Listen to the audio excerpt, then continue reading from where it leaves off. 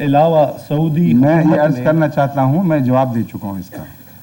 ان کا متحد ہونا ہمارے خلاف نہیں، حق میں جاتا ہے، کیونکہ متحد ہو کر انہوں نے فیصلے کیا کیے. ایک فیصلہ متحد ہو کے یہ کیا کہ ان کو کلمہ پڑھنے کی اجازت نہیں، درست ہے کہ نہیں؟ ایک فیصلہ یہ کیا ان کو اپنے آپ کو مسلمان کہنے کی اجازت نہیں. ایک فیصلہ یہ کیا کہ مسجدیں بنانے کی اجازت نہیں. ایک فیصلہ یہ کیا کہ اذان دینے کی اجازت نہیں. ایک فیصلہ یہ کیا کہ حج کرنے کی اجازت نہیں. میں بتا رہا ہوں، میری بات سنیں. وجہ اس کی ظاہر ہے، جو میں پہلا جو حضرت مرزا صاحب نے جو سوال کیا تھا اس کے جواب میں بیان کر چکا ہوں. یا نہیں، ان کے بعد جو دوست تشریف لائے تھے انہوں نے سوال کیا، جو آزاد کشمیر سے تشریف لائے ہیں میرپور سے. انہوں نے بات بیان فرما دی ہے کہ جب کوئی خدا کی طرف سے بھیجا ہوا مقبول ہونے لگتا ہے اور علماء کی پیش نہیں جاتی کہ اس کا رستہ روک سکیں، تو وہ پھر پہلے سے بڑھ کر روکیں کھڑی کرتے ہیں. اور وہ مسلمان فرقے جو ایک دوسرے کے خون کو مباح قرار دیتے تھے، ان کا اس بات پر اتفاق کر جانا کہ ہم اپنے اختلافات کے باوجود مسلمان کہلانے کا حق رکھتے ہیں اور احمدی نہیں رکھتے، ان کی بددیانتی کو ظاہر کر رہا ہے، نہ کہ ان کے تقویٰ کو ظاہر کر رہا ہے. اب آپ سوچئے کہ بریلویوں کے متعلق دیوبندی کیا کہا کرتے تھے. وہ کہتے تھے پکے مشرک ہیں، ان کے شرک میں ادنا سے شک کی بھی گنجائش نہیں.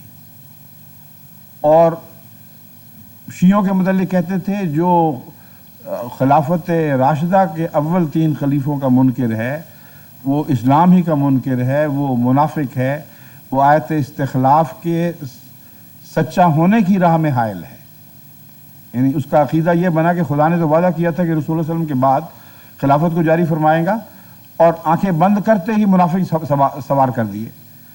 وہ کہتے ہیں، کہا کرتے تھے، ابھی بھی کہتے ہیں کہ ان کا اسلام سے کوئی تعلق نہیں. اپنی اپنی جگہ یہ کہتے ہیں نا. پھر جب اس بات پر اکٹھے ہو گئے کہ اسلام کی ایسی تعریف کرتے ہیں کہ سوائے احمدیوں کے کوئی مسلمان اسلام سے باہر نہ جائے، تو ان کا جھوٹا ہونا ثابت ہو گیا، ان کی منافقت ثابت ہو گئی. اور وہ منافقت کچھ دیر کے لیے دبی رہی ہے، اب پھر اچھل پڑی ہے. اب پاکستان میں سپاہ صحابہ، سپاہ محمد کے نام پر جو فساد برپا ہو گیا ہے، یہ بتا رہا ہے کہ اس وقت جب یہ اکٹھے ہوئے تھے ان کی اس سرشت میں اس وقت جھوٹ داخل تھا. اس لیے مختصر جواب میں دے سکتا ہوں، اب جو وقت ختم ہو گیا، اس پہ ملتے جلتے جواب پہلے آ چکے ہیں. حضور محسن خان صاحب کا دوسرا سوال یہ ہے کہ اس کے علاوہ سعودی حکومت نے احمدیوں پر حج کرنے پر پابندی کیوں لگائی؟ وہ میں جواب پہلے بھی دے چکا ہوں. حضرت رسول اللہ صلی اللہ علیہ وسلم پر اور آپ کے ساتھیوں پر حج پر پابندی لگی تھی کہ نہیں لگی تھی؟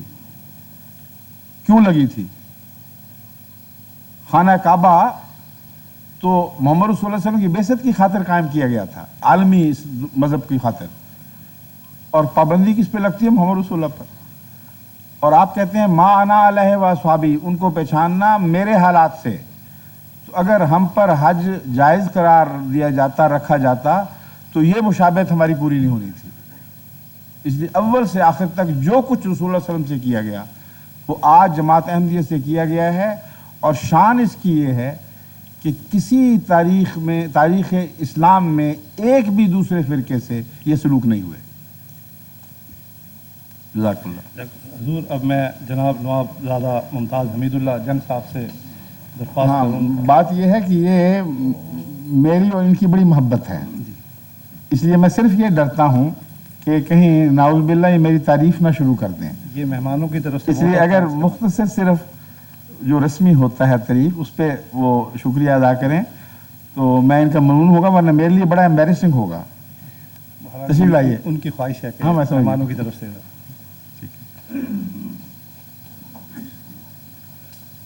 اب حضور نے تو راز فاشی کر دیا، مجھے ناچیز اور نااہل کے سپرد جو یہ فریضہ ادا کیا گیا کہ میں تحسین و تشکر پیش کروں، تو میں تو حضور پر انوار کا میں غیر احمدی ہوں، یہ سامعین کو معلوم ہونا چاہیے. لیکن آپ میرا مرکز عشق ہیں اور ذکر اس پریوش کا اور پھر بیان اپنا بہت مشکل کام ہے. اب وہی بات تھی میری مختصراً بستی میں عرض کر سکتا ہوں حضور کہ اس وقت عالم اسلام میں حضور کی شخصیت ایسی باوقار اور بابرکت ہے کہ اس کی قیادت میں اس چھوٹی سی احمدی جماعت نے جو کارنامے کر کے دکھائے، اسلام کی تبلیغ اور اس کی بالادستی کی جو قربانیاں دیں، جن کا میں چاہتا ہوں کہ انکار کروں لیکن نہیں کر سکتا، وہ عدیم المثال قربانیاں ہیں کہ جو واقعی قرون اولیٰ کی یاد تازہ کر دیتی ہیں۔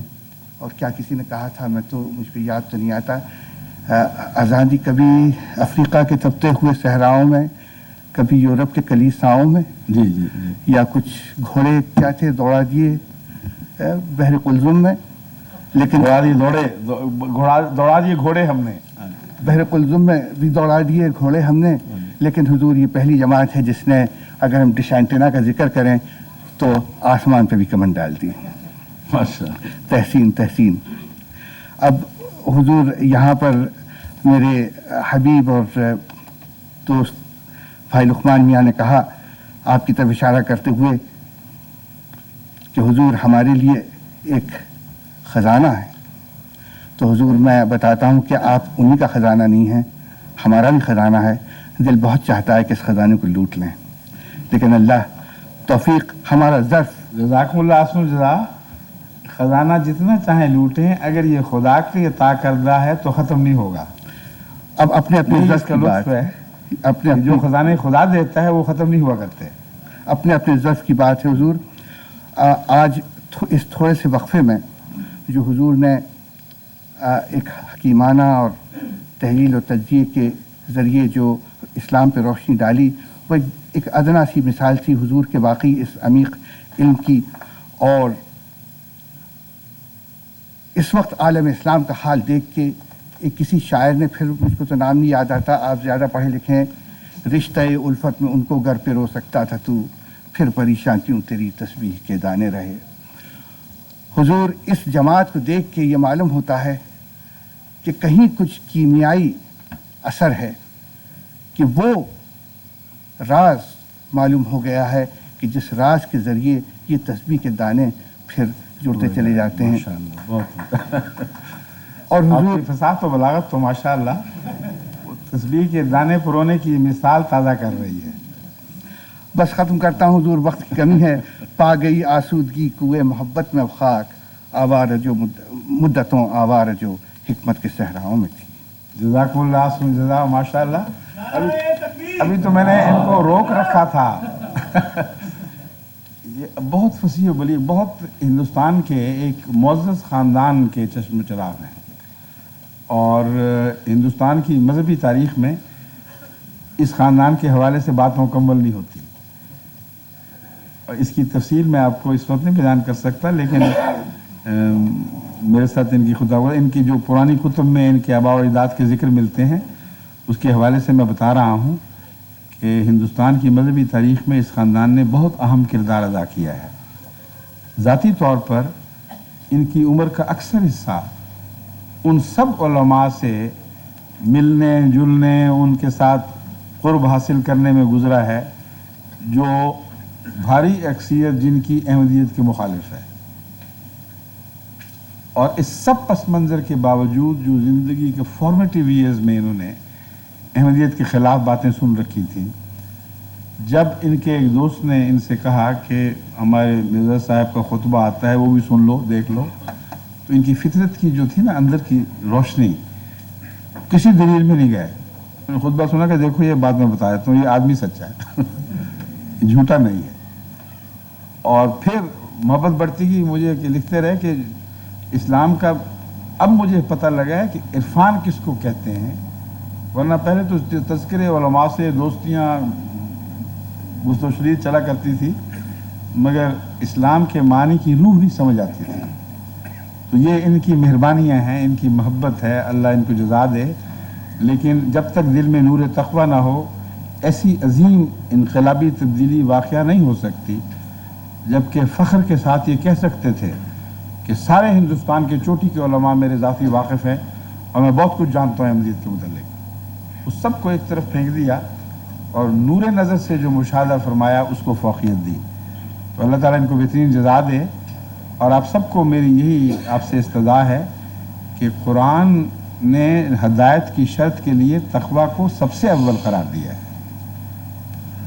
ہدی للمتقین پہلی آیت میں ہی سورہ بقرہ میں یہ بیان کر کے فرما دیا کہ تمہیں جتنا چاہے علم پر ناز کر لو، اگر تقوی نہیں ہوگا تو یہ کامل کتاب بھی تمہاری ہدایت نہیں کر سکے گی. تو اللہ سے یہ دعا مانگیں کہ ہمارا تقوی بھی کامل فرمائے، آپ کا تقوی بھی کامل فرمائے. پھر جو رستہ بھی جائے گا خدا کی طرف ہمیں اکٹھا کر دے گا. اس کے بعد میں اجازت چاہتا ہوں. السلام علیکم. خدا حافظ.